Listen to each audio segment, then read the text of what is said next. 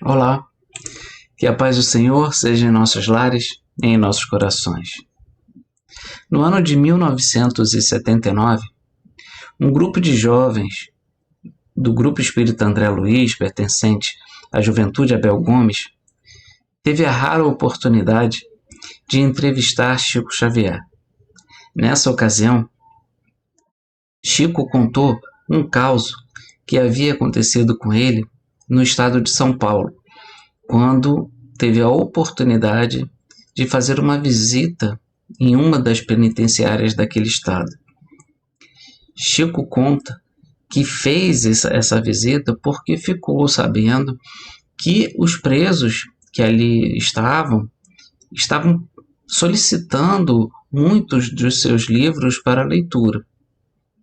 Então Chico ligou para o diretor dessa penitenciária e pediu que tivesse um encontro com os presos, aqueles que assim desejassem, que esse diretor pudesse fazer esse convite para os presos, e que seria algo rápido, uma pequena palestra e depois uma prece.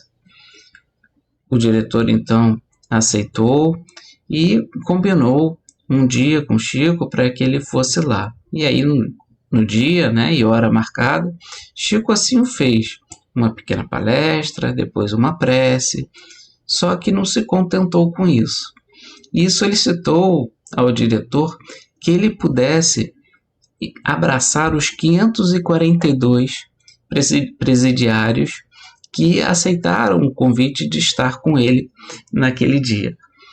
Logicamente que o diretor, conhecendo aqueles presidiários, o histórico de cada um deles, não permitiu que Chico fizesse isso. Ele disse para Chico: Chico, aqui encontra-se os maiores, os mais perigosos presidiários que temos, não só no estado de São Paulo, mas até do Brasil. Tem presos aqui com penas de 200, 300 anos. Muitos são extremamente violentos. Eu não posso permitir que você os abrace, você correria risco de morte junto com eles. Mas Chico, logicamente, não se convenceu. E continuou insistindo e disse: eu não poderia vir aqui fazer essa palestra, falar de Jesus, fazer uma prece e depois não abraçá-los, não cumprimentá-los. Isso não seria caridade. Isso seria algo terrível, como se eu não me importasse com eles. Mas o diretor não queria ceder. E aí, depois de Chico insistir muito, o diretor falou: então façamos um acordo. Você fica de um lado de uma mesa, vou colocar uma mesa, você fica de um lado e os presos do outro. E eles em fila, eles vêm, mas vocês se cumprimentam um de um lado, outro do outro, porque guarda uma distância, eu consigo agir caso alguma coisa aconteça. Mas o Chico também não aceitou. E aí falou: não, isso não é possível, uma mesa entre nós, não é possível. Eu quero abraçá-los, eu quero conversar com eles. Eles são irmãos nossos também. E o diretor da prisão, vendo que não ia ter jeito, que Chico não sairia dali enquanto ele não fizesse o que ele queria, então permitiu, mas avisou Chico: olha, Chico, tá vendo aqui esses guardas todos? Eles vão estar mirando em sua direção. Se alguma coisa acontecer, eles vão atirar e eu não posso garantir a sua vida. E Chico: tudo bem, meu filho, não tem problema, eu entendo a sua posição, mas não se preocupe que nada vai acontecer. E de fato nada aconteceu de mais grave. Chico se postou e conversou com cada um daqueles presidiários. Muitos vinham falar alguns segredos, fazer algumas perguntas no ouvido de Chico. E Chico então dedicava alguns minutos com cada um deles. Todos os 542 foram atendidos naquele dia sem qualquer tipo de incidente. Chico só relata que um deles estava um pouco mais rígido e Chico, percebendo isso, perguntou antes para ele: meu irmão, eu posso lhe dar um abraço? Ele aqueceu com a cabeça. Então Chico lhe entregou uma rosa que ele havia levado e o abraçou. E aí depois Chico estava insistente nesse dia.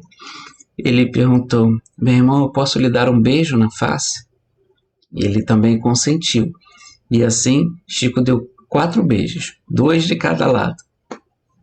E aí, quando Chico finalmente se afastou, ele percebeu que esse irmão rolavam lágrimas de seus olhos. E aí foi a única vez que ele falou com Chico uma única palavra: obrigado.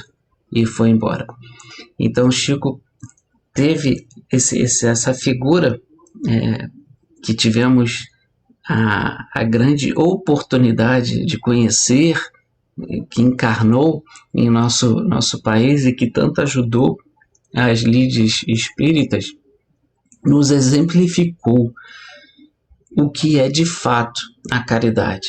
A caridade não é só a simples beneficência, simples cumprimento do dever, mas a caridade ela precisa estar junto com um sentimento, e esse sentimento só vem para quem tem muita fé.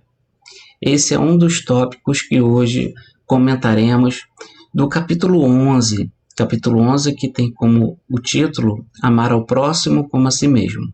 E os tópicos que a casa nos solicitou que comentássemos são o 13, o 14 e o 15. São os 3 últimos tópicos desse capítulo. E são, exceto esse primeiro, onde Kardec parece nos preparar o espírito, onde ele fala que a caridade ela precisa da fé, senão ela não é a caridade completa. Os outros 2 são um pouco mais difíceis de, não diria de entendimento, porque o entendimento da razão não tem uma dificuldade nisso, mas ainda temos muita dificuldade de entender com o coração os 2 últimos tópicos, porque ainda temos muita dificuldade de aceitar. E aí, quando nos referimos a aceitar, em verdade, quando não aceitamos, não estamos aceitando as palavras que Jesus nos trouxe. Vocês já vão entender do que se trata. Porque Jesus, quando esteve entre nós, ele buscou nos mostrar, e esse foi o seu grande objetivo, o caminho que precisávamos trilhar para chegar à nossa perfeição. E esse caminho é o caminho do amor. Mas esse amor, existem vários estágios de compreensão e entendimento do amor. Então, Jesus, quando inquirido pelo fariseu, que o perguntou qual era o maior mandamento, Jesus reafirmou o mandamento que já estava contido nas leis mosaicas, que é amar a Deus com todo o seu coração, com toda a sua alma, com todo o seu entendimento. Mas ele completou esse mandamento porque sabia que não entenderíamos profundamente, como ainda não entendemos profundamente esse primeiro mandamento. Então ele diz: o segundo se assemelha a esse, amar ao próximo como a si mesmo. Hoje nós já conseguimos entender um pouco melhor por que o segundo se assemelha ao primeiro, de amar a Deus. Porque, em verdade, não é possível amar a Deus sem amar ao próximo, sabendo que Deus, toda a criação é de Deus. Então, se nós não amamos a sua criação, nós não conseguimos amar Deus. Então, amar ao próximo faz parte do entendimento de amar a Deus.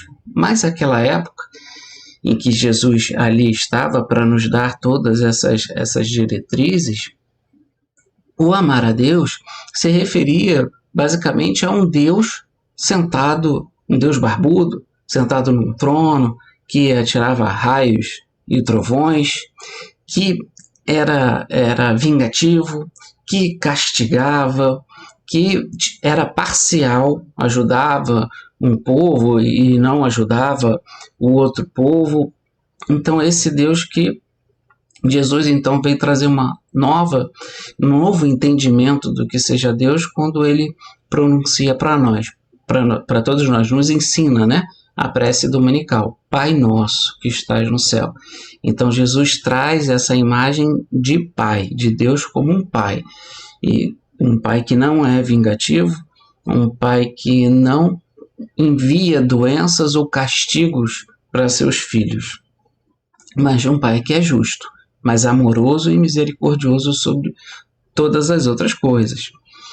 Por isso é que Jesus complementa o entendimento de amar a Deus como amar ao próximo, porque de fato somos todos irmãos, todos. E aí, porque Jesus sabia também que esse é o próximo, também teríamos dificuldade, ele foi alongando e ele foi esmiuçando, vamos dizer assim, um pouco mais do entendimento do que seja amar a Deus. Se pensarmos bem, no passado, graças a Deus remoto, mas que se alongou por muito tempo, o que fazíamos, por exemplo, com aqueles nossos irmãos possuidores que estavam enfermos da hanseníase? O que acontecia com esses nossos irmãos? Nós temos isso descrito no Evangelho mesmo. Então, eles eram isolados, ou eles eram colocados em locais que ninguém ia lá, eram proibidos muitas vezes de entrar nas cidades, não era dado qualquer apoio a eles, ao contrário, eles eram escorraçados, eles eram xingados, apedrejados, todos tinham um verdadeiro asco desses nossos irmãos que estavam adoentados. Era assim que se tratava. Hoje, o que acontece? Por exemplo, se temos uma doença nova, como foi a Covid agora, né, como está sendo a Covid nessa época, nós sabemos do perigo de contágio, quanto essa enfermidade é perigosa, e isolamos sim os doentes. Mas a esses doentes prestamos todo o apoio e todo o auxílio necessário. Antes de sabermos até dos medicamentos que seriam necessários, antes de termos as vacinas, eles eram recebidos nos hospitais, isolados sim, porque se faz necessário para não prejudicar outros, mas eram cuidados, o que não acontecia no passado. Eles eram escorraçados, vamos dizer assim, de toda a sociedade. Fruto da nossa ignorância, fruto desse amor a Deus que não ama o próximo. Um entendimento totalmente equivocado, onde confundimos a enfermidade com o enfermo. É isso que Memei nos fala, que normalmente, ainda hoje, temos a tendência de confundir enfermos com enfermidade. E aí no entendimento mais amplo. Se hoje já damos atendimento, já sabemos o quão necessário é dar esse atendimento àquele que sofre da enfermidade, porque ele está enfermo, mas ele não é a enfermidade, em outros assuntos ainda fazemos essa confusão. E é justamente o que vai tratar Kardec no segundo tópico que temos hoje para discutir. Nesse segundo tópico, eu avisei que seria um pouco difícil para nós, para a aceitação do coração. Kardec vai nos trazer a caridade para com os criminosos. Então, o que seria a caridade para com os criminosos? Hoje, na época que estamos vivendo, onde tantos disparates, recebemos notícia de tantos crimes, tantas violências, quando falamos em caridade para os criminosos, soa até estranho, porque, de fato, o que acontece é que temos ainda, quando nos chegam essas notícias, ainda destilamos muito ódio, ainda destilamos muito rancor e, disfarçado de justiça, queremos muitas vezes praticar a vingança. Queremos que aqueles que cometeram os crimes, eles possam sofrer igual ou até pior do que os crimes que cometeram. Ainda agimos como a lei de Talião, não é isso? Então, se feriu, deve ser ferido na mesma proporção. Não nos preocupamos em separar o crime do criminoso. Não nos preocupamos ou não queremos saber de separar o mal daquele que praticou o mal, o pecado do pecador. Colocamos tudo no mesmo bolo como fazíamos com os doentes do passado. Ainda nesse aspecto, ainda estamos na ignorância. Ainda precisamos meditar e exercitar e entender que aquele que hoje pratica o mal, seja ele qual for, ele não estava destinado para isso. Ele não encarnou com essa finalidade. Ninguém encarna com no seu destino fazer mal a alguém. Essa é uma predisposição que trazemos ainda de outras existências e que muitas vezes fraquejamos numa nova oportunidade, porque a encarnação é uma nova oportunidade. Mas fraquejamos e ainda vamos fraquejar não só sobre esse aspecto, sobre vários aspectos. Daí a importância da encarnação e o objetivo da encarnação, né, que é de nos aperfeiçoarmos até chegarmos à perfeição. E para isso precisamos entender essa lei de amor que Jesus nos trouxe. Dentro dessa lei de amor, em outra ocasião, Jesus levanta um pouquinho mais essa régua, levanta um pouquinho mais esse nosso entendimento, justamente falando que, para aqueles daquela época, que eles haviam ouvido dizer para amar ao próximo e odiar ao inimigo, mas que ele, Jesus, agora dizia: deves amar o vosso inimigo. São palavras de Jesus, está lá em Mateus. Então, se devemos amar o nosso inimigo, como amar aqueles que praticam crimes contra a sociedade de uma forma geral e que são os inimigos nessa ocasião, que eles fazem isso, eles são inimigos dessa sociedade. Como fazer isso? Como amar aquele que muitas vezes não está sequer arrependido?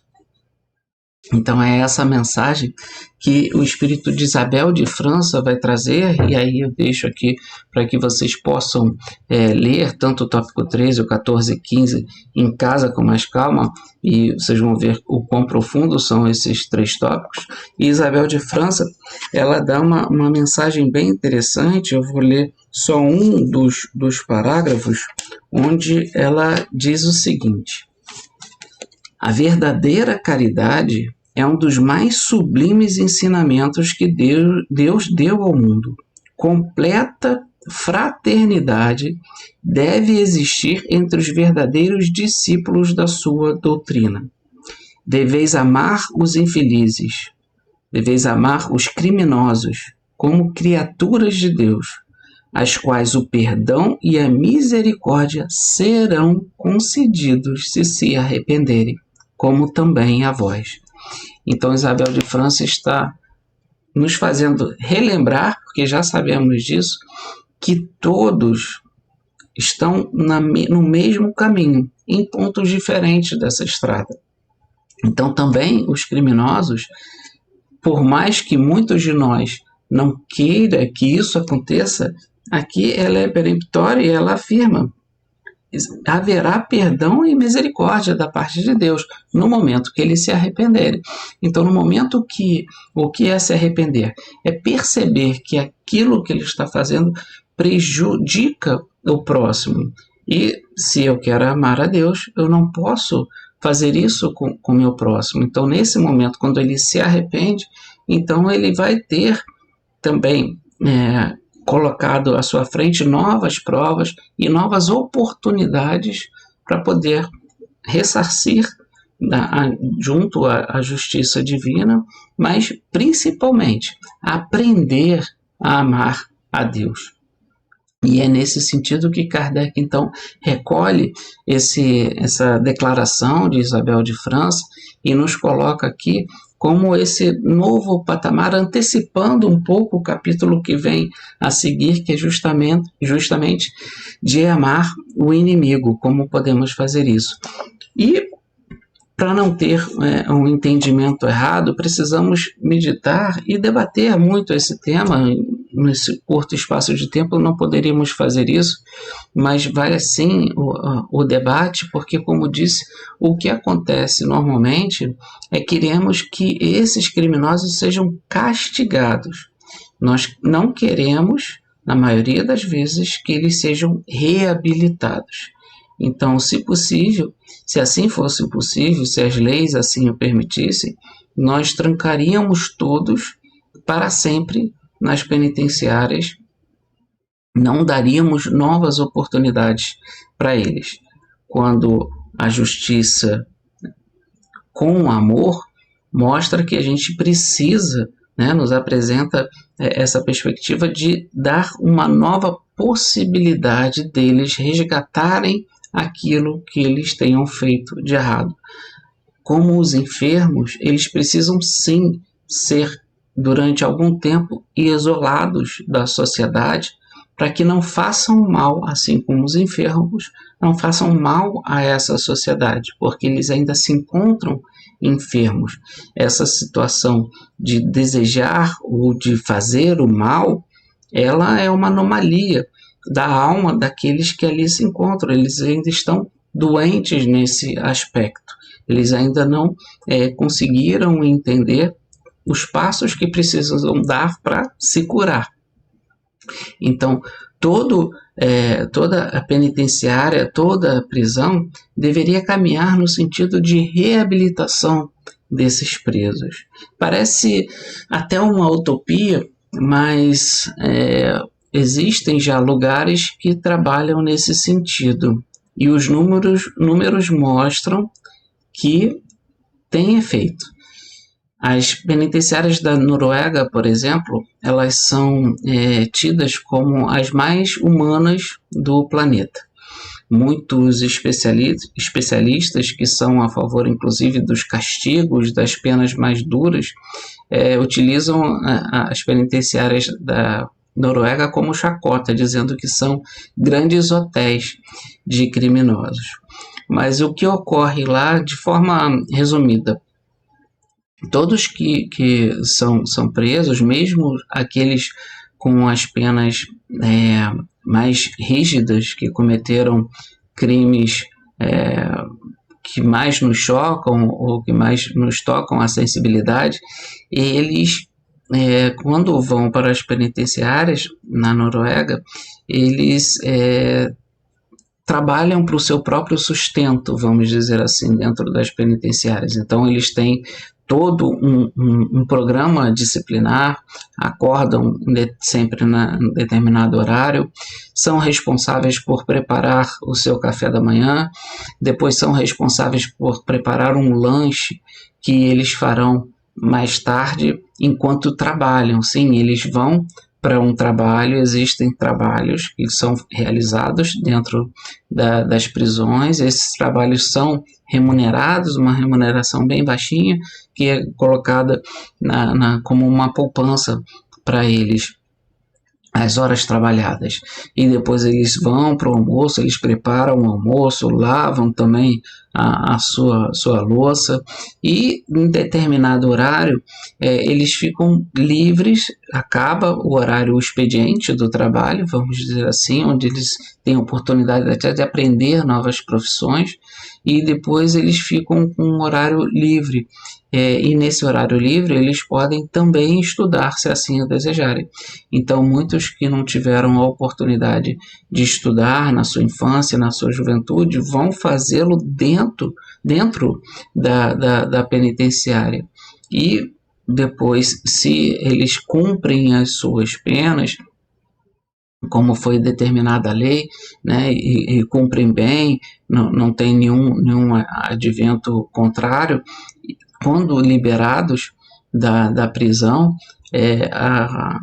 o governo auxilia para que eles encontrem um emprego e para que eles consigam se sustentar durante algum tempo, enquanto ainda não vem esse emprego.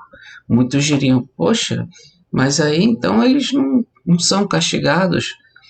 O governo da Noruega entende que a própria reclusão e o afastamento deles da sociedade durante o período que eles estão presos, isso já é o maior castigo que poderia haver, mas que eles precisam se reabilitar. Eles entendem que eles estão enfermos, eles já conseguem separar o crime do criminoso. E, coincidência ou não, a Noruega é o país onde tem a menor taxa de criminosos que retornam à prisão. Então, de 100% de criminosos que saem da prisão, apenas 20% retornam, ou seja, cometem novos crimes.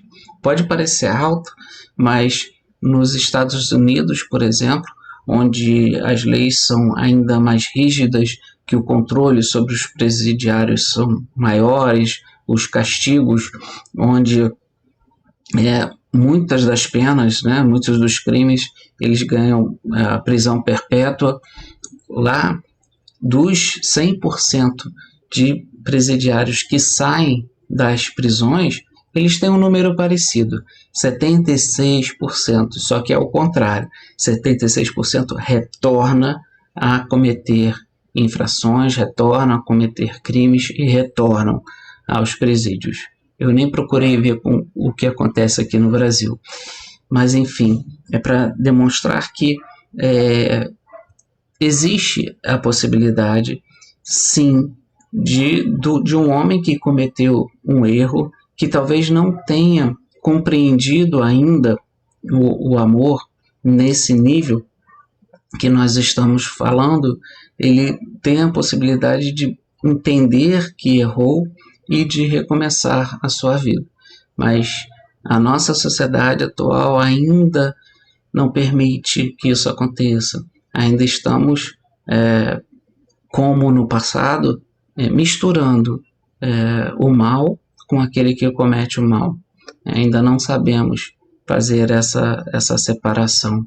E não termina por aí, porque no outro tópico, Kardec então vai fazer uma pergunta para os espíritos, que é a seguinte: se devemos expor a nossa vida a um malfeitor, ou seja, ajudar a um malfeitor, a um criminoso, sabendo que esse auxílio que nós estejamos fazendo pode vir a nos tirar a vida material.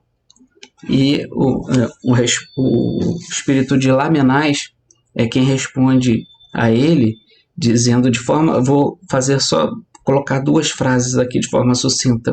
O devotamento é cego, socorre-se um inimigo. E pronto. Então o devotamento não deve olhar, quando você vai auxiliar alguém, não se deve olhar o que esse alguém fez ou o que esse alguém não fez. Se sentirmos a vontade de ajudar, ajudamos. E lá no último parágrafo, no finalzinho, ele diz assim: não deveis indagar se o fará ou não. Socorrei-o, porque, salvando, obedeceis a essa voz do coração que vos diz: pode salvá-lo, salva-o.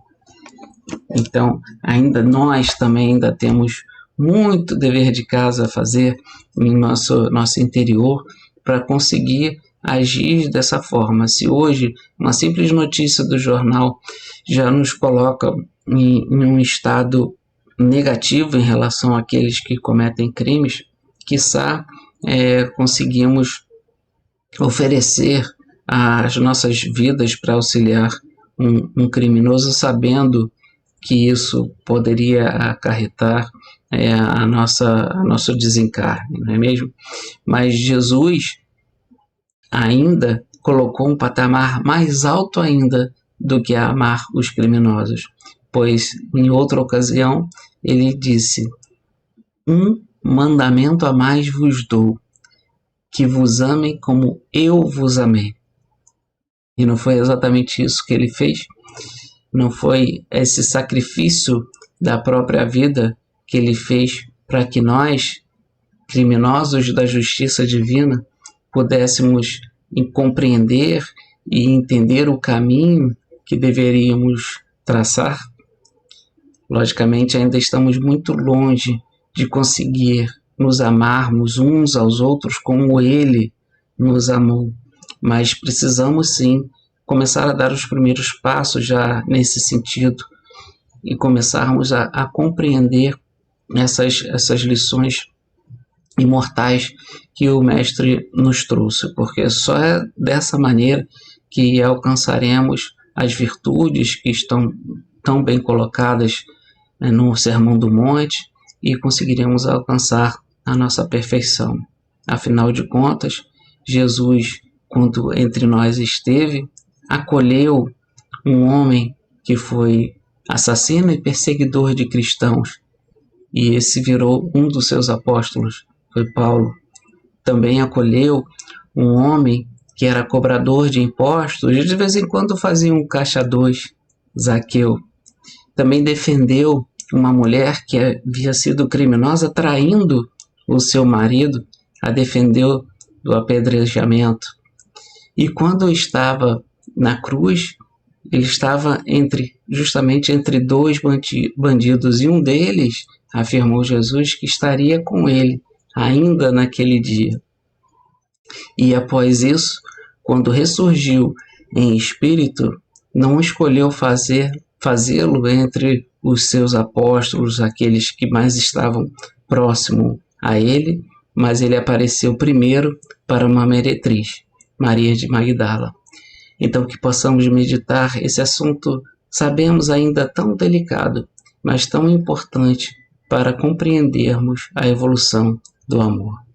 Que a paz do Senhor esteja conosco, hoje, agora e para todo sempre. Que assim seja.